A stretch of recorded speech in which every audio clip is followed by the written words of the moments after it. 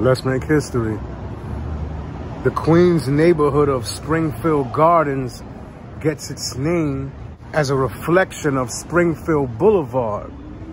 And Springfield Boulevard, prior to the 20th century, near 121st Avenue by Montefiore Cemetery, there was a field with a spring and a stream, and that stream led down into Springfield Pond, which was a bit south, and then eventually it led out into Jamaica Bay.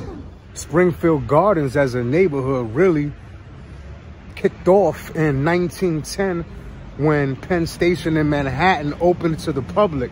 It allowed people to live a quiet suburban life out in Queens while having access to Manhattan via a 30 or 40-minute commute.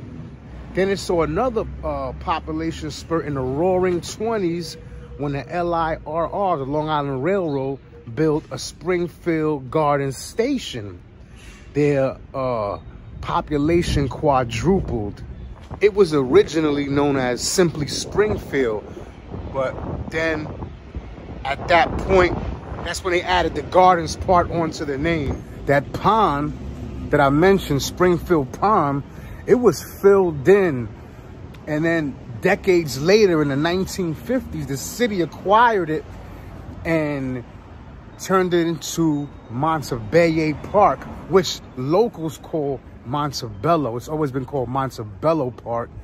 That's just how residents pronounced it. And colloquially, it was the Bello. And it was named after Albert Montebello, who was one of the leading advocates pushing to have the park built on this dormant space where Springfield Pond used to be. It's bounded by Merrick Boulevard on the north, up there by St. Albans.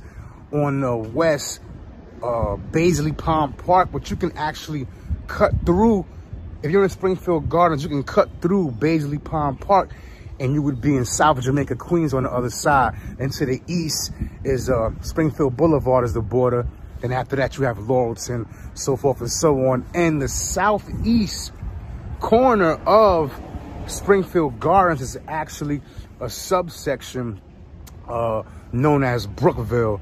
Before the Belt Parkway was built and North Conduit Avenue was named, that was an old aqueduct when Queens was its own thing before it became engulfed by the city of New York in 1898. After that aqueduct was defunct, a lot of those reservoirs were turned into parks such as Brookville Park, Springfield Park, and Baisley Pond. Springfield Gardens has always been like a middle-class Black American neighborhood. It still is. There's just more Black people from the Caribbean there now. The neighborhood's pride and joy are the Springfield Rifles, a youth football team who tends to do fairly well. And speaking of youth, the neighborhood is also home to August Martin High School.